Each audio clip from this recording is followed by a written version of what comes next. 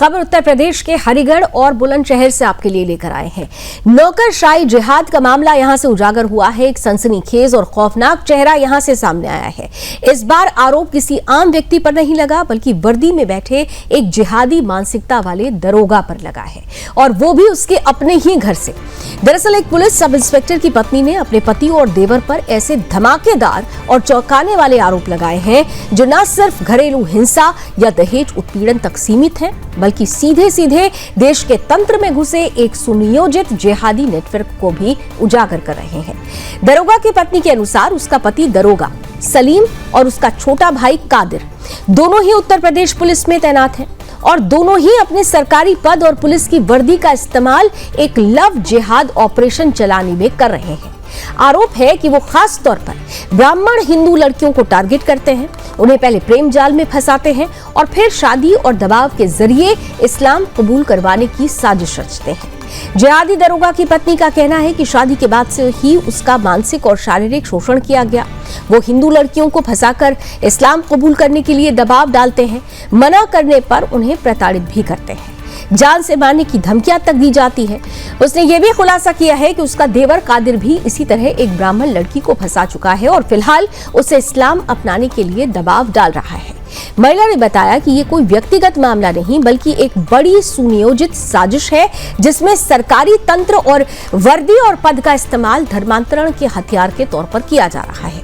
उसने उत्तर प्रदेश सरकार और पुलिस महकमे से मांग की है कि न सिर्फ उसके पति और देवर पर कड़ी कार्रवाई हो, बल्कि इस नौकरशाही जिहाद के पूरे नेटवर्क का पर्दाफाश भी किया जाए। ये मामला पूरे प्रदेश की सुरक्षा और प्रशासनिक व्यवस्था पर सवाल खड़ा कर रहा है, क्योंकि अगर वर्दी में बैठे लोग ही धर्मांतरण जैसे अपराधों में शामिल पाए जाते हैं तो आम जनता का भरोसा कैसे कायम रहेगा।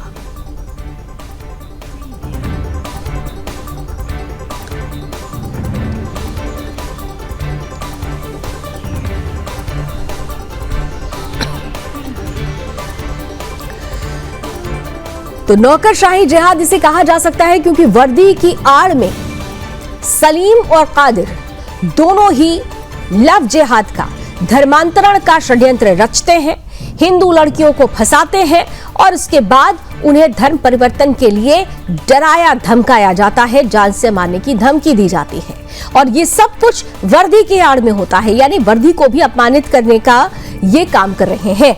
ये तमाम खुलासा किया है खुद जिहादी पुलिस वाले की पत्नी ने, और मांग की है कि इसके खिलाफ सख्त से सख्त कार्रवाई हो। दिवाकर दीक्षित मेरे सहयोगी इस वक्त जुड़ चुके हैं ज्यादा जानकारी के साथ। दिवाकर, महत्वपूर्ण ये है कि दोनों ही जिन्होंने वर्दी को अपमानित किया और वर्दी के आड़ में ही ये धर्मांतरण का लव जिहाद का षड्यंत्र रच रहे थे, अब क्योंकि मामला सामने आ चुका है, खुलासा हो चुका है, इन दोनों के खिलाफ एक्शन शुरू हुआ। देखिए लवनी, सिविल लाइन थाना क्षेत्र का बहुत ही गंभीर मामला है। रिहाना जो कि अपने देवर से जो प्रताड़ित की जा रही है, अपने पति से भी प्रताड़ित की जा रही है, उसके पति और देवर मिलकर उससे कहते हैं कि जो आप कर सकते हो कर लो, हम तो ऐसे ही करेंगे और आपका साथ कोई भी नहीं देगा, हम वर्दी में हैं और वर्दी वालों का साथ सब कोई देता है।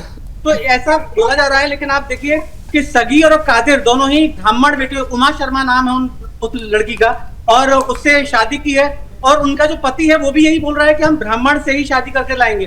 तो आप देखिए कहीं ना कहीं हिंदू बहन बेटियों को लेकर ये समुदाय विशेष के लोग आ रहे हैं, और ये जिहादियों का सोच है कि हम हिंदुओं से शादी करेंगे। और आप देखिए जो लव जिहाद के मामले जो बढ़ रहे हैं लगातार, वो इसी वजह से बढ़ रहे हैं। उनका कहना है कि अगर आप इस तरीके से हम जो आप लोग हमसे जो जबरदस्ती वो लोग कर रहे हैं, समुदाय विशेष के लोग, जिसकी वजह से हिंदू बहन बेटियां कहीं ना कहीं झांसे में आ जाती हैं। और ऐसा ही हुआ उस ब्राह्मण परिवार के साथ, जो कि कादिर के और सगीर के झांसे में आ गए, और आज इसका खामियाजा पूरा परिवार भुगत रहा है। और मैं आपको बताऊं, योगी आदित्यनाथ से शिकायत की गई है। उनका कहना है कि योगी जी से गुहार लगा रहे हैं कि हमको इनसे बचाओ। और मैं आपको बताऊं, अभी कुछ देर पहले मेरी रिहाना से बात हुई है, तो रिहाना का कहना था कि आप मुझे न्याय दिलवाइए, मेरे बच्चे हैं, 3 बच्चे बताए जा रहे हैं उसके, उन 3 बच्चों को वो कहां पर पढ़ाएगी, कैसे पढ़ाएगी, और उसका परिवार, उसका पति उसका साथ नहीं दे रहा है। तो 3 तलाक, जहां की उत्तर प्रदेश सरकार में साफ तौर पर मना किया गया है कि 3 तलाक के कहीं भी कोई मायने नहीं निकलते, और आज समुदाय विशेष इस 3 तलाक को अपनाए हुए और कहीं ना कहीं हर जगह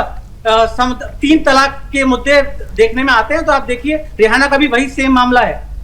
बिल्कुल दिवाकर, यहाँ मामले एक नहीं बल्कि कई आरोप एक तरीके से कहे तो सलीम पर और कादिर पर लग रहे हैं। लेकिन मेरा सवाल ये है कि क्योंकि अब रेहाना सामने आ गई है, मुखरता के साथ उन्होंने ये खुलासा कर दिया है, तो क्या पुलिस महकमा अब एक्टिव हुआ है?